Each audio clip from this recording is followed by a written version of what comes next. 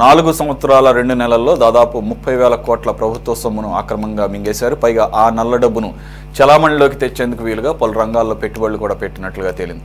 ఈ కుంభకోణానికి కర్త కర్మ క్రియగా చెప్పుకుంటున్నటువంటి రాజ్ కసిరెడ్డి ఇంట్లో సిట్ చేసిన సోదాల్లో ఈ పెట్టుబడుల విషయం వెలుగులోకి వచ్చింది. మరి రాజ్ కసిరెడ్డి పోలీసులకు చిక్కితే అసలైన బిగ్ బాస్ పాత్ర గురించి ఎన్ని సంచలనాలు బయటపడతాయో అనే ఆసక్తి కూడా నెలకొంది.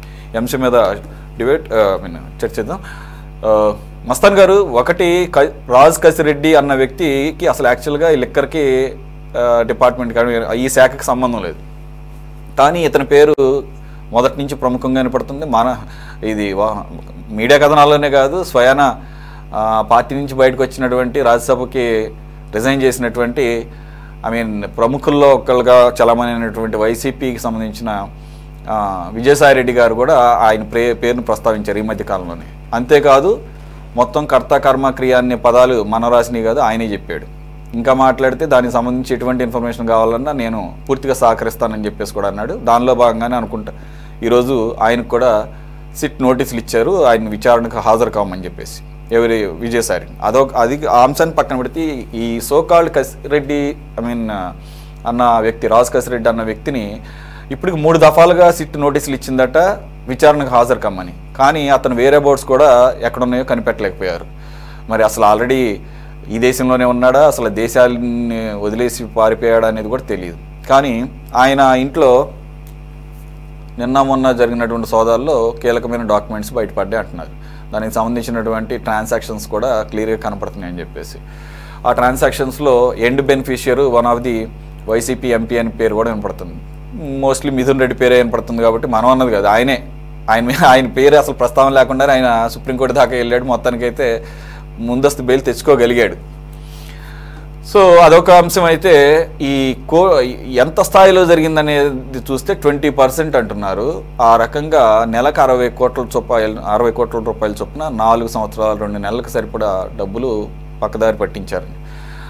అయితే ఇక్కడ ఇంకో విషయం, సినిమాలు కూడా తీశారంటున్నారు. ఈ ఏదైతే ట్రాన్సాక్షన్ ద్వారా బయటకు వచ్చింది ఏంటంటే ఆ పేరు కూడా ఎందుకు పెట్టుకున్నాడో తెలియదు. ఆయన ఈడీ క్రియేషన్స్ అంట. అంటే ఇప్పుడు ఆల్రెడీ అసలు ఈడీ రంగంలోకి దిగుతుంది అంటున్నారు. ఎందుకంటే మొత్తం కూడా ట్రాన్సాక్షన్స్ అన్నీ కూడా మనీ లాండరింగ్ వ్యవహారం లాగా ఉంది. ఇంకొకటి అసలు ఎక్కడా కూడా ఇది లేదు, డిజిటల్ ట్రాన్సాక్షన్స్ కాదు. మరి ఆ డిజిటల్ ట్రాన్సాక్షన్స్ కాదన్నటువంటి దాన్ని వైట్ చేయాలంటే ఆటోమేటిక్గా అలా మనీ లాండరింగ్ వ్యవహారమే బయటకు వస్తుంది. సో ఈడీ కూడా ఎన్ని క్షణం రంగంలో దిగొచ్చు అని వినపడుతున్న సందర్భంలో ఆయన ఈడీ క్రియేషన్స్ పేరుతో సినిమా కూడా తీశాడంటున్నారు. అంతేకాదు హాస్పిటల్స్లోను, రియాలిటీ రంగంలోను, అలాగే ఈ ఆర్నమెంట్స్కి సంబంధించినటువంటి రకరకాల కంపెనీల్లో పెట్టుబడుల రూపంలో పెట్టి దాన్ని వైట్ చేశారు మనీని. ఎలా చూడాలి ఇది? చివరిగా వైసీపీ మూల స్తంభాల మెడకు చుట్టుకునే అవకాశం కనబడుతుందా? ఖచ్చితంగా సార్. ఇప్పుడు మద్యం కుంభకోణం అనేది ఎక్కడంటే అప్పుడప్పుడు అడపా అవన్నీ కూడా పేపర్లో రావడం అదంతా పక్కన పెడితే, ఎప్పుడైతే పార్లమెంట్ లో కృష్ణదేవరాయలు గారు, తెలుగుదేశం పార్టీకి సంబంధించిన ఎంపీ కృష్ణదేవరాయలు గారు, అంటే ఆయన ఎందుకు కీలకమైన వ్యక్తి అంటే గతంలో ఆయన వైఎస్ఆర్సీపీ ప్రభుత్వం ఉన్నప్పుడు ఆ పార్టీ ఎంపీగా కూడా ఉన్నారు. ఆయన వెల్లడించిన అంశాలన్నీ కూడా మనం చూస్తే మొత్తం 99,000 కోట్ల రూపాయల మద్యం విక్రయాలు జరిగితే 5 ఏళ్లలో దానికి సంబంధించి 18,000 కోట్ల రూపాయల మేర దుర్వినియోగం జరిగింది అనేది ఆయన ఆధార సహితంగా ఆయన పార్లమెంట్ లో వివరించారు. దానికి సంబంధించి తర్వాత అమిత్ షా గారిని కలిసి కూడా చెప్పిన పరిస్థితుంది. దానిలో ఆయన కీలకంగా చెప్పింది ఏంటంటే ఈ పెసిరెడ్డి రాజశేఖర రెడ్డి గారి పేరు ప్రస్తావించారు. ఇంకా ప్రభుత్వంలో ఉన్న వాళ్ళకి సంబంధించి కూడా ఇదంతా కూడా వాళ్లే ఎర్న్ చేశారని చెప్తూ ఆయన ఢిల్లీలో జరిగిన మద్యం కుంభకోణం 100-200 కోట్ల రూపాయలు అయితే ఇక్కడ అసలు అతిపెద్ద స్కామ్ ఇది, దీన్ని వదిలేసి అదే దాంతో పోల్చుకుంటే దీన్ని గనక పట్టుకోగలిగితే నిందితుల్ని అది మొత్తం కూడా ప్రజల సొమ్ము అంతా కూడా ప్రభుత్వానికి చెందేలా చేయొచ్చు అని చెప్పింది ఆయన చెప్పిన పరిస్థితి కూడా మనం చూసాం. దానిలో ఆయన చెప్పిన ఆధారం ఏంటంటే ప్రధానమైంది, అప్పట్లో తెలుగుదేశం పార్టీ కూడా ఎప్పుడు ఆరోపిస్తూ ఉండేది ఏంటంటే డిజిటల్ ట్రాన్సాక్షన్స్ చేయట్లేదు వీళ్ళు, కారణం ఏంటంటే అదంతా కూడా అక్రమంగా మళ్లించడానికి అని చెప్పేసి. 99,000 కోట్ల రూపాయలు మొత్తం మద్యం విక్రయాలు జరిగితే కేవలం 690 కోట్ల రూపాయలు మాత్రమే క్యాష్ డిజిటల్ పేమెంట్ జరిగాయి. మిగతా 98,000 చిల్లర అంతా కూడా అన్ని కోట్ల రూపాయలు కూడా క్యాష్ ట్రాన్సాక్షన్ జరిగింది. అదే ప్రధానమైనది కూడా మనం గమనించాలని చెప్తా ఉన్నారు. రెండోది ఏంటంటే డిస్టిలరీస్ అన్ని కూడా అవి వేరే పార్టీ వాళ్ళకి అయినప్పటికీ కూడా ఆ 5 ఏళ్ల పాటు చేజిక్కించుకున్నారు, వాళ్ళే సరఫరా చేశారనేది సిట్ లో కూడా వెల్లడైన అంశం. ఆ తర్వాత ఏంటి, అంతర్జాతీయ బ్రాండ్లు ఏవైతే ఉన్నాయో వాళ్ళన్నింటినీ కూడా రాష్ట్రాల నుంచి వెళ్ళగొట్టారు. అది మామూలుగా బహిరంగ రహస్యం. ఎవరైతే మద్యం ప్రియులు ఉన్నారో వాళ్ళు ఆరోపించారు. అదేవిధంగా తెలుగుదేశం పార్టీ కూడా ఆ కంపెనీలని జగన్మోహన్ రెడ్డి గారు ఎవరైతే ప్రభుత్వంలో కీలకంగా వివరించారు నిర్ణయాలన్నీ కూడా, అంటే ఆ వేళ్ళన్నీ కూడా పెద్దిరెడ్డి రామచంద్రారెడ్డి గారి వైపు, మిథున్ రెడ్డి గారి వైపు వాళ్ళు ప్రధానంగా ఆరోపిస్తూ వస్తా ఉంటారు. దానిలో భాగంగానే గత కొంతకాలంగా సిట్ కూడా మిథున్ రెడ్డి గారికి సంబంధించి కొన్ని అంశాలు వెల్లడి లీకుల రూపంలో రావటం, ఆ నేపథ్యంలో ఆయన ముందస్తు బెయిల్కి వెళ్ళి ముందస్తు బెయిల్ తెచ్చుకున్న పరిస్థితి కూడా మనం చూసాం. సో టోటల్ గా ఈ కసిరెడ్డి రాజశేఖర రెడ్డి గారి విషయానికి వచ్చినట్టే మీరు ఇందాక చెప్తా ఉన్నారు. యాక్చువల్గా 2 రోజులుగా బాగా ఆయన గురించి గత కొంతకాలంగా నోటీసులు ఇచ్చారు. ఆ నోటీసులకు సంబంధించి ఆయన రెస్పాండ్ కావట్లేదండి. అసలు ఇతను కీలక పాత్ర అనే విషయం ఎక్కడొచ్చిందంటే బయటికి అందరు కూడా మిథున్ రెడ్డి గారు అంటున్నప్పుడు కూడా విజయసాయి రెడ్డి గారు సిఐడి ముందు కాకినాడ కోర్టుకు సంబంధించిన ఇష్యూలో ఆయన సిఐడి ముందు అటెండ్ అయినప్పుడు అవసరం లేకపోయినా కూడా కసిరెడ్డి రాజశేఖర రెడ్డి గారి పేరు ఈ మద్యం స్కామ్ కు సంబంధించి ఆయనే కీలక పాత్రధారని ఆయనే వెల్లడించిన విషయాన్ని కూడా అందరూ కూడా ఆ రోజు తెలుసుకున్నారు బహిరంగంగా. అంటే వైఎస్ జగన్మోహన్ రెడ్డి గారికి సంబంధించి కీలకమైన వ్యక్తి, ఆయన ఆర్థిక వ్యవహారాలు చూసిన వ్యక్తి విజయసాయి రెడ్డి గారు, ఒక ఆడిటర్. అలాగే ఆ తర్వాత ఆ పార్టీలో ఏ విధంగా ఎన్నికల సమయంలో కీలకంగా వ్యవహరించారో చూడొచ్చు. అదేవిధంగా ఆయనకి సంబంధించి రాజ్యసభ సభ్యులుగా ఉన్నప్పుడు కేంద్ర స్థాయిలో కానీ లేదా జగన్మోహన్ రెడ్డి గారి కేసులకు సంబంధించి కానీ ఆయన వ్యవహరించిన తీరు కీలకంగా అనేది తెలుసు. అట్లాంటి వ్యక్తి మద్యం స్కామ్ కు సంబంధించి మొత్తం కసిరెడ్డి రాజశేఖర రెడ్డికే తెలుసు, ఆ విషయాలు నేను తర్వాత చెబుతాననేది ఆయన వెల్లడించినప్పుడు అప్పుడు ఇతని పేరు బయటకు వచ్చింది. సో తర్వాత సిట్ దర్యాప్తులో కానీ ఇప్పుడు మనకి కొన్ని వార్తల ద్వారా అందుతున్న సమాచారం ఏంటి, అసలు ఈ మద్యం స్కామ్ కు సంబంధించి అదనంగా వసూలు చేసిన రేట్లన్నీ కూడా ఈ కసిరెడ్డి రాజశేఖర రెడ్డి గారి ద్వారానే ఆ నగదు మొత్తం కూడా ట్రాన్స్ఫర్ అయ్యి ఏ విధంగా వెళ్ళాల్సిన వాళ్ళందరికీ వెళ్ళింది. దానికి ఒక 7 అంచెల వ్యవస్థను ఏర్పాటు చేసుకున్నారు. దానిలో భాగంగా ఈయనకి దక్కిన వాటాలు ఏవైతే ఉన్నాయో వాటికి సంబంధించి కొన్ని సినిమాల్లో పెట్టారు, కొన్ని కార్పొరేట్ హాస్పిటల్లో పెట్టారు, ఇంకా వాళ్ళ అమ్మాయి పేరుతో కూడా వ్యాపారాలు కూడా ప్రారంభించి దానిలో కూడా పెట్టుబడి పెట్టారు అనేది. కృష్ణదేవరాయలు గారు అయితే మనీ ల్యాండింగ్ సునీల్ అనే వ్యక్తి మౌలిక సదుపాయాల సంస్థ ద్వారా ఏర్పాటు చేసిన ద్వారా దాదాపు 2 నుంచి 4 వేల కోట్ల రూపాయలు విదేశాలకు కూడా మళ్లించారనేది కూడా ఆయన ఆరోపణ చేశారు. సో ఇవన్నీ కూడా చూస్తున్నప్పుడు ఏంటంటే ఎప్పుడైతే ఇప్పుడు ఈయన 3 సార్లు నోటీసులు ఇచ్చినా కూడా ఆయన అందుబాటులో లేకపోయారు. అదేవిధంగా అసలు వేర్ సపోర్ట్ తెలుసుకోలేని పరిస్థితి ఉంటుంది. ఇంకా అయితే ఏంటంటే ఇప్పుడు ఇన్ని వేల కోట్ల రూపాయలకు సంబంధించి కాబట్టి అసలు ఆయన ప్రాణాలతోనే ఉన్నారా అనేది కూడా కొన్ని వార్తలు నిన్న మొన్న కొన్ని యూట్యూబ్లో చూశాను. సో అసలు ఏంటంటే ఇంత కీలకంగా అతను ఐటీ సలహాదారుగా ఆయన నియమితులయ్యారు నాకు తెలిసి అయితే గత ప్రభుత్వం. అలాంటి వ్యక్తి ఇంత పెద్ద వందల వేల కోట్ల రూపాయలు జరిగిందని ఏ విధంగా ఆయన దీనికి రిలేటెడ్ అయ్యారనేది పాయింట్. ఎందుకంటే సిట్ దర్యాప్తులో ఇతని యొక్క పాత్రకు సంబంధించి కొన్ని ఆనవాళ్ళు దొరికాయి కాబట్టి వాళ్ళకి సంబంధించి ఇంట్లో చెకింగ్ చేయటం, దానికి సంబంధించిన కంప్యూటర్కి సంబంధించిన హార్డ్ డిస్క్ కానీ కొన్ని పెన్ డ్రైవ్లు కానీ తీసుకోవటం, డాక్యుమెంట్ స్వాధీనం చేసుకోవడం జరిగింది.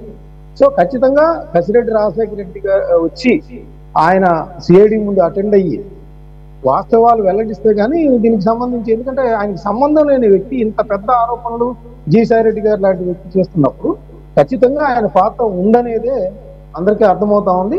అది ఆయన మరి దర్యాప్తు సంస్థలు ఏ విధంగా ఇంకా లోతుగా అధ్యయనం చేస్తాయి, ఎలా వెళ్తాయి, ఈడీ వస్తుందా, అమిత్ షా గారు స్పందిస్తారా, అవన్నీ కూడా ప్రశ్నలకు సమాధానాలు రావాల్సింది. రమేష్ గారు, ఇప్పుడు తప్పేం చేయకపోతే ఇన్నిసార్లు నోటీసులు ఇచ్చినా కానీ రెస్పాండ్ అవ్వకుండా ఉండరు. 2 ఐటీ శాఖకి సలహాదారు నిజంగానే ఆయన దానికి దీనికి సంబంధం ఏంటని చెప్పేసి కూడా అనుకోవచ్చు. మేబీ అనుకున్నాడు ఏపీలో ఐటీకి పెద్ద పనే ఉంటుంది అని చెప్పేసి ఈ రకంగా ఆయనకున్నటువంటి స్కిల్స్ని ఈ రకంగా వాడారో తెలియదు. ఓవరాల్గా నేను మళ్ళీ అదే అంటున్నాను, ఆయన కనుక ఏ తప్పు చేయకపోతే లేదంటే కనుక ఇవన్నీ నిరాధారమైనటువంటి ఆరోపణలు అయి ఉంటే ఈ పాటికి ఆయన సిట్ దర్యాప్తుకి సహకరించేవాడు. ఒక నోటీస్ కాకపోయినా ఇంకో నోటీస్కైనా సరే రెస్పాండ్ అయ్యేవాడు. ఎలా చూడాలంటే ఇది పెద్ద ఎత్తున జరిగినటువంటి స్కామ్కి ఇక తేనెతుట్టే కదిలినట్లుగానే అర్థమవుతుందా, లేదంటే ఇవన్నీ కూడా నిరాధారమైనట్టు ఆరోపణలేనా, ఇంక్లూడింగ్ విజయసాయిరెడ్డితో సహా చేసినటువంటి వ్యాఖ్యలు? ఇప్పుడు మన మస్తాన్ గారు మాట్లాడుతూ మద్యం స్కామ్ అనేది 99,000 కోట్ల రూపాయలు అమ్మకాలు జరిగితే 18,000 కోట్ల రూపాయలు జరిగినాయి దీంట్లో స్కామ్ అని చెప్పి ఆరోపణలు వచ్చినాయి. ఒక నిమిషం నేను చెప్పింది ఏంటంటే కృష్ణదేవరాయలు గారు ఏదైతే ఆరోపణలు చేశారో వాటిని నేను వివరించాను. నేను చెప్తున్నాను సార్, నేను అదే చెప్తున్నాను. కృష్ణదేవరాయలు గారు 18,000 కోట్ల రూపాయల స్కామ్ జరిగింది, 3-4 వేల కోట్ల రూపాయలు బయటకు వెళ్ళిపోయింది అని చెప్పి అమిత్ షా గారికి కంప్లైంట్ ఇవ్వడం జరిగింది. ఆయన చెప్పిన మాట ఇప్పుడు మస్తాన్ గారు చెప్పారు, ఓకే కాదను. నెక్స్ట్ కానీ ఈరోజు మీరు చెప్పిన దాంట్లో నెలకి 60 కోట్ల రూపాయలు చొప్పున 4 సంవత్సరాల 2 నెలలకి సుమారుగా 2,880 కోట్లు 3,000 కోట్ల రూపాయలు జరిగిందనేది ఈ రోజు వచ్చిన వార్తలో మనం చూసాం. సరే, ఇప్పుడు ఇవన్నీ ఎలాగున్నా సరే ఫస్ట్ దీని మీద కంప్లైంట్ పెట్టి కేసు కట్టింది సిఐడిలో కేసు కట్టడం జరిగిందండి. సిఐడి వాళ్ళు గత 10 నెలలుగా దీని మీద ఎంక్వైరీ చేశారు, వివిధ రకాలుగా ఎక్కడెక్కడన్నా ఏమన్నా జరిగిందా అనేది చూశారు. ఎక్కడా కూడా వాళ్ళకి ఏ విధమైన ఆధారాలు దొరకకపోతే, ఏమీ ఇది లేకపోతే వాళ్ళు కామై కూర్చుని అలాగ ఉండిపోయారు.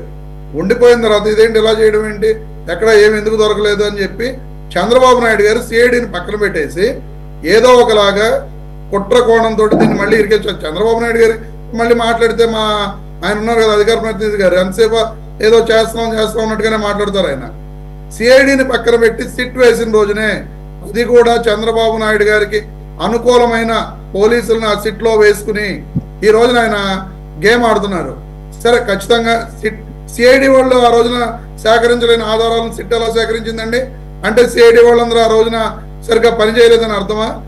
ఈ రోజున చంద్రబాబు నాయుడు గారు చెప్పిన విధంగా సిట్ ఆడుతుంది కాబట్టి విజయసాయి రెడ్డి గారు నిజంగా ఆ రోజున స్కామ్ జరుగుతుంటే 5 ఏళ్ళు జగన్మోహన్ రెడ్డి గారితో పాటు ఆయన 5 ఏళ్ళు ఎంపీగా ఢిల్లీలో చక్రం తిప్పిన వ్యక్తి. జగన్మోహన్ రెడ్డి గారితో పాటు ఇప్పుడు మస్తాన్ గారు చెప్పినట్లుగా ఆర్థిక వ్యవహారాలు చూసిన వ్యక్తి. సరే, ఇప్పుడు ఆయన కసిరెడ్డి రాజశేఖర రెడ్డి గారు పేరు చెప్పారు కాబట్టి ఈయన కూడా ఆ స్కామ్ లో పాల్పంచుకున్నాడు. విజయసాయి రెడ్డి గారు ఈయనకి ఎలా తెలిసింది ఆయన స్కామ్ చేస్తున్నాడని చెప్పి తెలిసినప్పుడు ఈయన బాధ్యత గల ఎంపీగా ఈయన ఎందుకు కంప్లైంట్ చేయలేదు? ఈయన ఎందుకు ఆ రోజున ఈ విషయాన్ని బయటపెట్టలేదు? ఈ రోజున జగన్మోహన్ రెడ్డి గారితో విభేదాలు వచ్చినాయి కాబట్టి బీజేపీ తోటి ఆయన వెళ్ళిపోదలుచుకున్నారు కాబట్టి కాకినాడ పోర్ట్ ఇష్యూలో ఆయనకి ఏదో ఇబ్బంది జరుగుతుందనే ఉద్దేశంతో ఆయన ఇబ్బంది పడ్డాడు కాబట్టి ఈ రోజున ఆయన ఎంపీ పదవికి రాజీనామా చేసి నేను వ్యవసాయం చేసుకుంటానని బయటకు వచ్చి మొన్న ఎంక్వైరీకి వచ్చిన రోజున కసిరెడ్డి రాజశేఖర రెడ్డి గారి మీద ఆరోపణలు చేయడం జరిగింది. సరే, ఇప్పుడు మీరు ఆరోపణలు చేశారు, ఈరోజు పిలిచారు కదా, ఎవరైతే సిట్ వాళ్ళు పిలిచారో మీ దగ్గర ఉన్న ఆధారాలు ఉంటే ఖచ్చితంగా సిట్గా అందరూ చేయండి, తప్పు చేసిన వాళ్ళని లోపల వేయించండి, దాన్ని ఎవరు కాదనలేరు కదా. అవేమీ లేకుండా మీ ఇష్టం వచ్చినట్టు మీరు ఆరోపణలు చేసేస్తారు. ఆ తర్వాత ఆ సిట్ పిలిచినప్పుడు వెళ్ళి నేను ఆ రోజున ఏదో చెప్పానని చెప్తే ఈ రోజున మాట్లాడుతున్న వ్యక్తులందరికీ కూడా ఎవరు సమాధానం చెప్తారు? అంటే కేవలం కుట్ర కోణంలో కూటమి ప్రభుత్వం కానీ చంద్రబాబు నాయుడు గారు కానీ సిఐడి ఆ రోజున కట్టిన కేసు మీద ఏ విధమైన ఆధారాలు దొరకాల ఆగిపోతే ఏమైనా సరే మిథున్ రెడ్డి గారిని కానీ లేదా జగన్మోహన్ రెడ్డి గారిని కానీ ఈ కేసులోకి లాక్ రావాలనే ఉద్దేశంతో క్లియర్గా ఇన్ని రోజులు 10 నెలలుగా వాళ్ళు ఎక్కడా కూడా విజయసాయి రెడ్డి గారి పేరు చెప్పిన తర్వాత కసిరెడ్డి రాజశేఖర రెడ్డి గారి ఇంటికి కానీ వాళ్ళ ఆఫీసులకు కానీ వెళ్ళి ఈ రకంగా నిన్న సెర్చెస్ చేయడం జరిగింది. ఈడీ క్రియేషన్స్ అనే పేరు మీద ఉందని చెప్పి చెప్తున్నారు. ఈడీ క్రియేషన్స్ అనేది ఎక్కడన్నా నమోదు చేశారా? ఇప్పటి వరకు ఒక్క సినిమా అయినా సరే ఈడీ క్రియేషన్స్ పేరు మీద ఎక్కడైనా రిలీజ్ అవడం మీరు చూసారా? నాకు తెలిసి మరి ఎక్కడా జరగలేదు. పెట్టుబడులు పెట్టామని చెప్తున్నారు. ఈడీ క్రియేషన్స్ పేరు మీద సినిమాల్లో ఒక సినిమా రిలీజ్ అవ్వలేదు, ఒక సినిమా తీసిన దాఖలాలు కూడా లేవు. కానీ ఏదో ఒక పేరు పెట్టి ప్రజల్లోకి ఇలా జరిగింది, ఇక్కడ స్కామ్ ఉందని చెప్పి చూపించాలనే ఉద్దేశంతో ఈ రోజున కూటమి ప్రభుత్వం ఆడుతున్న కుట్ర ఇది. సరే, అతి త్వరలో ఎంక్వైరీ చేస్తారు. ఆ ఎంక్వైరీలో ఎటువంటి విషయాలు వస్తాయో మనం అందరం కూడా చూద్దాం. ఇంకో విషయం కూడా చెప్తున్నా, కసిరెడ్డి రాజశేఖర రెడ్డి గారు కరెక్టే, అది ఇంకా ఎంక్వైరీ స్టేజ్ లో ఉంది కాబట్టి మీరు అన్నట్లుగా మీతో ఏకీభవిస్తూనే. సో మొత్తానికి అయితే 99,000 కోట్ల రూపాయల బిజినెస్ జరిగితే జస్ట్ 690 కోట్ల 80 కోట్లు మాత్రమే డిజిటల్ ట్రాన్సాక్షన్ చేయడం ద్వారా మొత్తం మొత్తం కూడా ట్రాన్స్పరెంట్గా మా మద్యం కుంభకోణం అసలు చాలా పెద్ద విషయం, అసలు చిన్న అవకతవ కూడా జరగలేదని చెప్పి మీరు చెబుతున్నారు. 98,300 కోట్ల రూపాయలు ఓన్లీ క్యాష్ ట్రాన్సాక్షన్స్. అది కూడా మొత్తం దేశం అంతా డిజిటల్ వైపు వెళ్ళిపోయి టీ వెండర్ దగ్గర నుంచి కూరగాయలు అమ్మిదాకా ఏది స్కానర్లో పెట్టుకొని బాబు మీరు 10 రూపాయలు ఇస్తే టీ 6 రూపాయలు 7 రూపాయలు అయితే కదా 3 రూపాయలు అదే అంటున్నాను. చిల్లర ప్రాబ్లం కూడా ఉన్నాయి, మాకు చాలా హాయిగా ఉందని చెప్పేసి డిజిటల్ ట్రాన్సాక్షన్ చేస్తుంటే లిక్కర్ బాటిల్స్ కూడా అవేమి రౌండ్ ఫిగర్లు ఏమి ఉండవు. ఏది బాటా లాగానే 99 149 199 189 ఇట్లాగే ఉంటాయి కదా. కావాలి అయినా కూడా మీరు చచ్చినట్టు క్యాష్ ట్రాన్సాక్షన్స్ చేయాలని చెప్పేసి 98,300 కోట్ల రూపాయలు క్యాష్ ట్రాన్సాక్షన్సా? ఇది ట్రాన్స్పరెన్సీ అనుకోవాలా?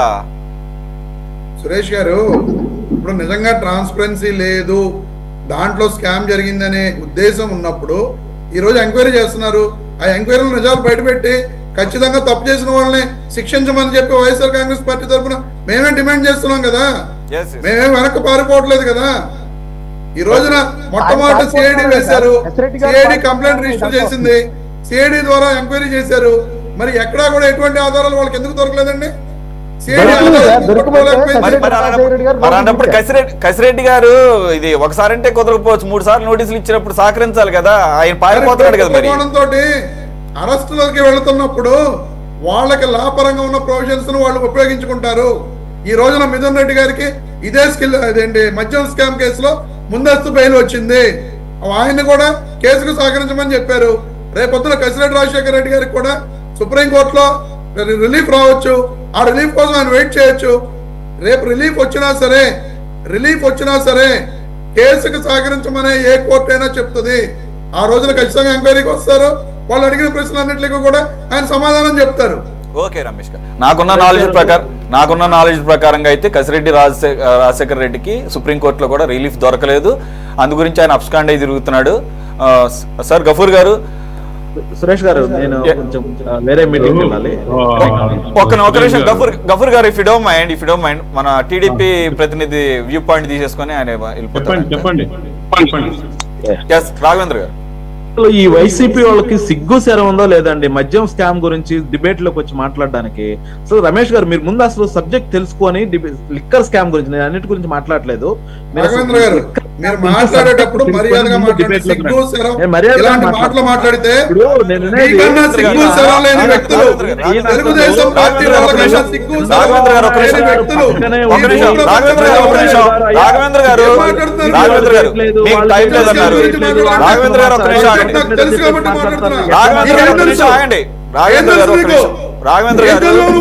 రాఘవేంద్ర గారు మీకు టైం లేదన్నారు, వెళ్ళిపోవాలన్నారు. సో మీ వ్యూ పాయింట్ ఏదో లాజికల్ గా ఉన్న పాయింట్స్ పెట్టండి. ఇప్పుడు ఎవరికైనా సరే తమ వాయిస్ ను వినిపించుకునే హక్కు ఎక్కడైనా ఉంటుంది, ఏ ప్లాట్ఫామ్ మీదైనా ఉంటుంది. ఓకేనా? అంతే తప్ప మాట్లాడొద్దు, వినిపించట్లేదు అనట్లేదు. గురించి పూర్తి డీటెయిల్స్ ఉంటే దానికి సంబంధించి మాట్లాడమని నేను చెప్తాను. గారు వచ్చేసి ఈయనకి చెప్పినట్టు ఈడీని పక్కన పెట్టి సిట్ అప్లై చేయి, నేను ఈ ఆఫీసులో పెడతాను, ఆ ఆఫీసులో పెట్టమని చెప్పి అబద్ధాలు మాట్లాడేది. అసలు ఇదే జగన్మోహన్ రెడ్డి, ఇదే ప్రభుత్వము 2019 ఆయన ప్రచారం చేస్తూ అధికారంలోకి రావడం కోసం ఆ రోజు నేను మద్యపానం చేసిన తర్వాతే మళ్ళీ మిమ్మల్ని ఓటు అడుగుతాను, అడుగుతాను అడగొద్దు అని చెప్పేసి మాట్లాడాడు. మళ్ళీ 2014 మద్యపాన నిషేధం చేసింది లేదు. ఆంధ్రప్రదేశ్ రాష్ట్రంలో మద్యాన్ని అడ్డం పెట్టుకొని రాష్ట్రం మొత్తాన్ని నడిపి 2014 ఓటు అడగడానికి పోయాడు. 151 నుంచి 11కు పడగొట్టాడు. ఎందుకంటే ఆయన ఆ రోజు ప్రచారం చేస్తూ, ఇది నేను చెప్పే మాట కాదండి, నేను చెప్పిన మాట కాదు, ఆయన జగన్మోహన్ రెడ్డి గారు ఆ రోజు ఏదైతే ఆంధ్రప్రదేశ్ రాష్ట్రంలో ఎన్నికల ప్రచారంలో చేస్తూ నా మేనిఫెస్టో నాకు ఒక భగవద్గీతతో సమానం, ఒక బైబిల్తో సమానం, ఒక ఖురాన్తో సమానం అని చెప్పేసి అదే బైబిల్లో ఇచ్చినట్టు, అదే మేనిఫెస్టోలో ఇచ్చినటువంటి ఈ మద్యపాన నిషేధం అనే హామీని పూర్తిగా ఆయన దప్పుల వారీగా తీస్తాను, దప్పుల వారీగా నేను ఓన్లీ 5 స్టార్స్ కే పరిమితం చేస్తాను అని చెప్పేసి పూర్తిగా ఒక ఏదైతే చీప్ లిక్కర్ కైండ్ ఆఫ్ ఏదైతే డిస్టిలరీస్, అదే విధంగా రెక్టిఫైడ్ స్పిరిట్ ఎక్కువ ఉండే మద్యాన్ని ఆంధ్రప్రదేశ్ రాష్ట్రంలో చౌక ధరకి ఆయన తయారు చేసి ఆయన ఆంధ్రప్రదేశ్ రాష్ట్రంలో అమ్మడం వల్ల ఆంధ్రప్రదేశ్ రాష్ట్రంలో తాగినటువంటి ప్రతి ఒక్కళ్ళు కూడా అనారోగ్యమైనటువంటి పరిస్థితి. ఇందాక రమేష్ గారు చెప్తా ఉన్నారు, స్కాము పేపర్లో ఒక విధంగా వేశారండి, మరి మన కృష్ణదేవరాయలు గారు ఒక ఫిగర్ ఇచ్చారని చెప్పి చెప్తా ఉన్నారు. జగన్మోహన్ రెడ్డి జనరల్ గా చెబితే ఆ మాటకి నేను చెప్పాను దానికి విషయం. నేను అదే చెప్తున్నా అండి, నేను అదే చెప్తున్నా. పేపర్ లో ఇప్పుడు వాళ్ళు ఇచ్చిన ఆర్టికల్లో ఒక రకంగా వేశారు, ఏదైతే 60 కోట్లు అని చెప్పేసి దాన్ని ఇంటూ 4 చేయమన్నారు. దాని ప్రకారం మీరు క్యాల్కులేషన్ చెప్పారు. బట్ శ్రీకృష్ణదేవరాయలు గారు ఇచ్చింది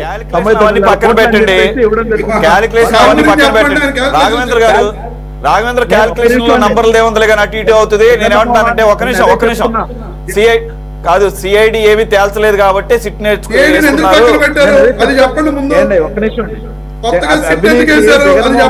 ప్రభుత్వంలో ఏదైతే రెక్టిఫైడ్ స్పిరిట్ దాంట్లో ఉండే డిస్టిలరీస్, అదే విధంగా దాంట్లో ఉన్నటువంటి ఏవైతే అన్వాంటెడ్ ఐటమ్స్ అన్ని కూడా సపరేట్ చేయకుండా వాళ్ళు చేసినటువంటి ఏదైతే రెక్టిఫైడ్ స్పిరిట్ ఉందో ఆ రోజు దాని ధర 12 రూపాయలు, వాళ్ళు దాంట్లో మిక్స్ చేసినటువంటి వాటర్ ధర 3 రూపాయలు. అంటే లీటర్ వాళ్ళు తయారు చేయడానికి అయిన ఖర్చు 15 రూపాయలు. కానీ వాళ్ళు అమ్మింది ఒక్కొక్క లీటరు 400 నుంచి 600 రూపాయల వరకు అమ్మినటువంటి పరిస్థితి. ఆ రోజు ఆంధ్రప్రదేశ్ రాష్ట్రంలో ఏదైతే సెంట్రల్ గవర్నమెంట్ కి సంబంధించినటువంటి ఒక సంస్థ ఆంధ్రప్రదేశ్ రాష్ట్రంలో ప్రతి నెల కూడా ఎంతమంది తాగుతున్నారంటే దాదాపు 80 లక్షల మందికి చెప్పినటువంటి పరిస్థితి. ఆన్ యావరేజ్ పర్ డే ఒక పర్సన్ 200 రూపాయలు తాగడానికి స్పెండ్ చేసిన 80 లక్షలు ఇంటూ 2000 రూపాయలు మనం వేసుకున్నా కూడా ఆ రోజు ఎంత అవుతుందో, ఆంధ్రప్రదేశ్ రాష్ట్ర ప్రభుత్వానికి ఎంత ఆదాయం వచ్చిందో ఆ రోజు మనం ఒకసారి కూడా మనం ఆలోచించుకోవాలి. ఎందుకంటే మనం జనరల్ గా పల్లెల్లో తిరుగుతా ఉన్నాం, మన కళ్ళ ముందే అందరూ మద్యం కొంటా ఉన్నారు, ఎంతెంత తాగుతున్నారు, ఎంతెంత జరుగుతుంది అనేది కూడా. కానీ వీటన్నిటిని కూడా డిజిటల్ పేమెంట్స్ లేకుండా వాళ్ళ ఇష్టానుసారంగా ఏంటంటే వాళ్ళ సొంత సంస్థలకి, అదేవిధంగా వాళ్ళ నాయకులకి ఎవరైతే ఉన్నారో వాటన్నిటిని కూడా దొడ్డిదాపిన చేసుకున్నారు. మా దగ్గర ఎవరైతే శ్రీకృష్ణదేవరాయలు గారు మాట్లాడారో ప్రతి ఒక్కటి కూడా మా దగ్గర ఆధార్ ఉంది. ఆ ఆధారాలన్నీ కూడా ఆ రోజు సెంట్రల్ మినిస్టర్, హోమ్ మినిస్టర్ గారు అమిత్ షా గారి దగ్గర ప్రతి ఒక్కటి కూడా ప్రొజెక్ట్ చేయడం జరిగింది. దీని నుంచి ఎవరైతే ఈ స్కామ్ లో భాగస్వాములు ఉన్నారో వాళ్ళు ఎవరిని కూడా వదిలే ప్రసక్తి లేదు. దానిలో భయపడే ఈ రోజు మిథున్ రెడ్డి గారు ముందస్తు బెయిల్కి వెళ్ళాడే తప్ప ఆయన నీతివంతుడు, ఆయన శుద్ధవంతుడు, ఆయన బుద్ధివంతుడు అయితే ముందస్తు బెయిల్కి వెళ్లాల్సిన అవసరం కూడా లేదన్న విషయాన్ని కూడా సోదరు రమేష్ గారు గుర్తుంచుకోవాలి. అదేవిధంగా విజయసాయి రెడ్డి గారు అప్పుడు ఎందుకు మాట్లాడలేదు, ఇప్పుడు ఎందుకు మాట్లాడుతున్నాడంటే అప్పుడు ఆయన గొంతు మీరు నొక్కి పెట్టారు కాబట్టి దాని నుంచి రిలీఫ్ అయ్యి ఈ రోజు బయటకు అదే శ్రీకృష్ణదేవరాయలు 5 ఏళ్ళు మా ప్రభుత్వంలో ఈ ప్రభుత్వంలో స్కామ్ చేసిన ప్రతి ఒక్కరిని కూడా శిక్షించబడతామని చెప్పేసి తెలియజేస్తా ఉన్నామండి.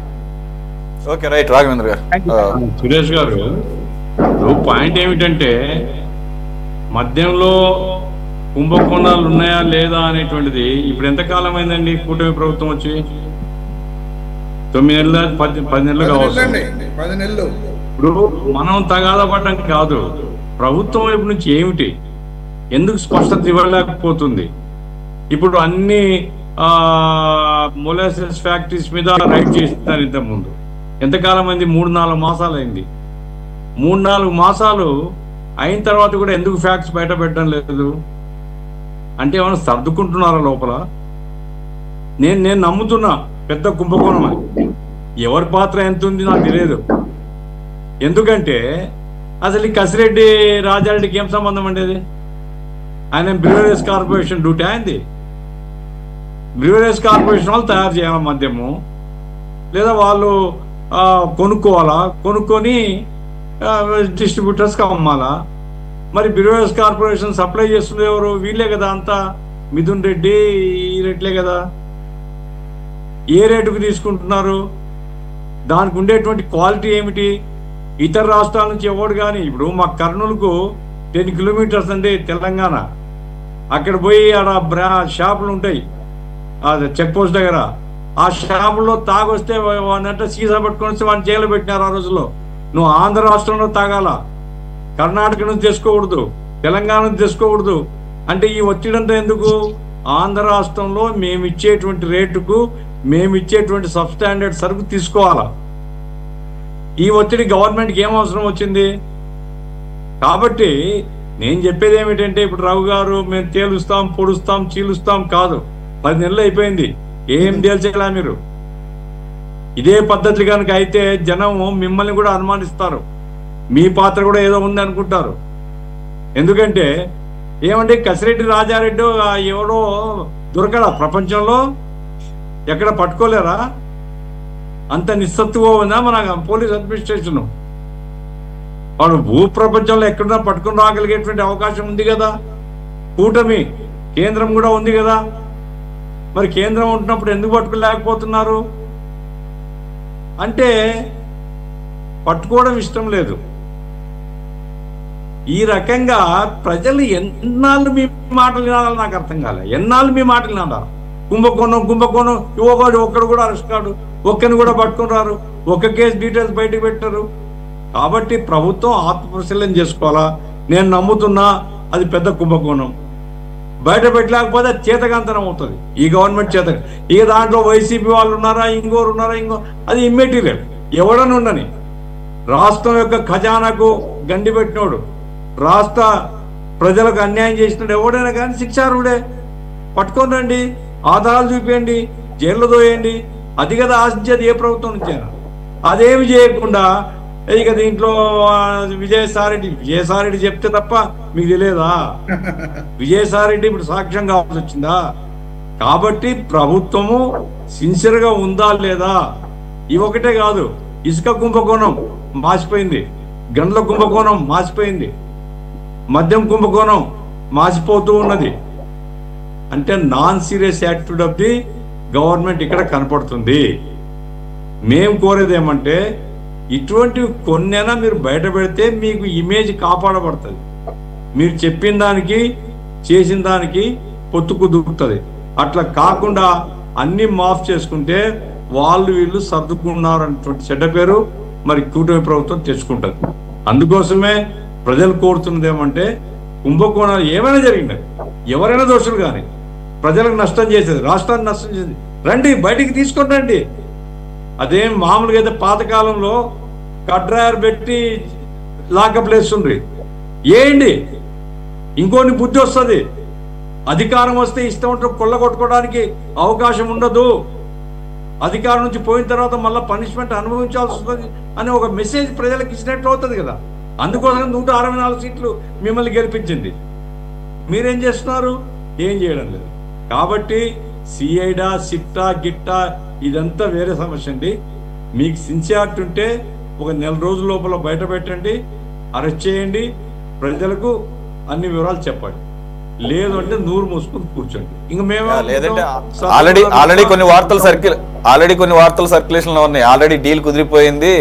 పాత గవర్నమెంట్ లో ఉన్నటువంటి ఉన్న వాళ్ళకి వీళ్ళకి ఎందుకనంటే ఇది మామూలు స్కామ్ కాదు. ఇది నిజంగా చెప్పాలంటే నిజంగా బయటికి తీయాలనుకుంటే ఢిల్లీ 100 కోట్ల స్కామ్ అన్నారు. దాంట్లో అసలు మనీ ట్రైలే లేదు. ఇదే ఈ మధ్యకాలంలో ఏదో తమిళనాడు మీద పడ్డారు, అది కూడా 1000 కోట్ల లోపే. ఏకంగా ఈడీ కూడా వెళ్ళి అక్కడ సోదాలు చేస్తుంది. అక్కడ ఇంకో అడుగు ముందుకేశారు. అసలు ఇప్పుడు కాదంట అక్కడ తమిళనాడులో అయితే. ఎందుకంటే అక్కడ గవర్నమెంటే కదా సప్లై మొదటి నుంచి కూడా. అందుగురించి డిఎంకే వచ్చినా ఏఐడిఎంకే వచ్చినా ఆ విషయంలో మాత్రం ఇద్దరు కూడా కొల్యూడ్ అయిపోయి ఉన్నారంటే. ఇప్పుడు బీజేపీ ఆ కొల్యూడ్ని బద్దలు కొట్టడానికి వెళ్ళి ఏం చేసింది, నిన్న ఏఐడిఎంకేతో పొత్తు పెట్టుకుంది. కాబట్టి ఈ రకంగా ఉంటది. చూద్దాం మరి వైసీపీ ఆరోపిస్తున్నట్టు సిఐడి ఇప్పుడు తమిళనాడు లాగా ఇక్కడ కూడా అధికారం మార్పులు వస్తుందంటున్నారు కాబట్టి ఆ లెక్కర్ కూడా అలాగే ఆదర్శంగా తీసుకున్నారు. ఇప్పుడు అక్కడ వస్తున్నారు 5 ఏళ్ళు అట్లాగే చేసుకున్నారేమో అన్నట్టు. అట్లా అంటారా ఏమో. కవిత గారిగా వ్యాఖ్యలు కూడా ఆ రకంగానే ఉన్నాయి. మరి లిక్కర్లో ఇన్వాల్వ్ అయి ఉన్నట్టుంది కదా. ఆవిడ కూడా అదే భాష మాట్లాడుతూ ఉంది. అంటే నేను మాట్లాడకూడదని కాదు, ఈ రోజు కూడా చూశాను అనమాట. అంటే రెడ్ బుక్ అంటే మా దగ్గర పింక్ బుక్ ఉంటుంది, తప్పేం లేదు, పింక్ బుక్ పెట్టుకోవచ్చు. ఎవరు కూడా ఇటువంటి కుంభకోణాల్లో భాగస్వామ్యం ఉన్నా సర్దుకుంటున్నా ప్రజలు మాత్రం క్షమించరండి. అంతవరకు నేను గ్యారెంటీ చెప్తా. నాకు కొన్ని పేర్లు తెలుసు, సంధి కుదిర్చిన వాళ్ళ పేర్లు కూడా తెలుసు నాకు. దాంట్లో నేను పోను, ఎందుకంటే మీ ఛానల్ నేను దుర్వినియోగం చేయదలుచుకోలేదు. ఎవరైనా కానీ కుంభకోణం చేసిన వాళ్ళను, ప్రజాధనం కొల్లగొట్టిన వాళ్ళతో కాంప్రమైజ్ అయితే ప్రజలు క్షమించరని చెప్పవచ్చు. రైట్. అదే ఎట్లా ఉంటుందంటే, అంటే నేను ఇక్కడ కూడా అదే ఎగ్జాంపుల్స్ వస్తాయి మీకు అని అనుకోవచ్చు. ఇప్పుడు పేరు నాని గారు ఉన్నారు అని నేను తప్పు చేయలేదు అని అనకుండా లేలే ఫైన్ కట్టేసామంటున్నారు.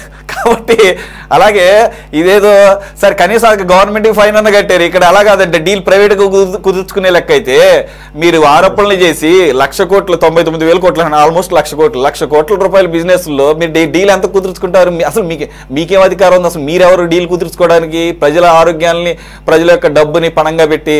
కాబట్టి ఇవన్నీ ప్రశ్నలు తలెత్తి ఎప్పుడైతే ఇంత లేట్ జరుగుతుందో ఎప్పుడైతే వైసీపీ ప్రతినిధి అంటున్నట్లుగా అది సిఐడి నుంచి సిటీ నుంచి ఇంకో దానికి వెళ్తున్నప్పుడు మరి ఈ రకమైనటువంటి ఆరోపణలు వస్తే ఇదంతా టైం డిలేయింగ్ టెక్నిక్స్ అని అనుకునే అవకాశం ఉంది. అందులో 3 నోటీసులు ఇచ్చిన తర్వాత కూడా పట్టుకోలే. మీకు తెలియదా అతని పేరుందని అతనికి తెలుసు, మీకు తెలీదా? అతను ఇప్పుడు ఎవడైతే తప్పు చేశాడో వాడికి తెలుసు ఇది లిక్కర్ కుంభకోణం, అది పెద్ద కుంభకోణం, ఇప్పుడు వీళ్ళంతా అన్నిటితో పాటుగా నా దగ్గరకు వస్తారని చెప్పేసి వాడు జాగ్రత్తగా ఉంటాడని నీకు తెలీదా? దర్యాప్తు సంస్థకి ఒక కన్నేసి ఉంచారా? లేదంటే అంతా వెళ్ళిపోయిన తర్వాత ఎక్కడికి వెళ్ళిపోయిన తర్వాత మీరేంటి నోటీసులు ఇస్తారు, లుకౌట్ నోటీసులు. అందుకనే విజయసాయిరెడ్డి అన్నాడు, ఏంటి నువ్వు ఇచ్చే తొక్కలో లుకౌట్ నోటీసు, అసలు నేను బయటకు వెళ్ళడానికి అవకాశం లేకుండా నా మీద ఆల్రెడీ బోల్డ్ అని సిబిఐ బోల్డ్ అని ఈడీ కేసులు ఉన్నాయి, నువ్వేంటి కొత్తగా ఇచ్చేదని చెప్పేసి ఆయనకి ఈగో కూడా హర్ట్ అయింది. ఇలా ఉంటుంది.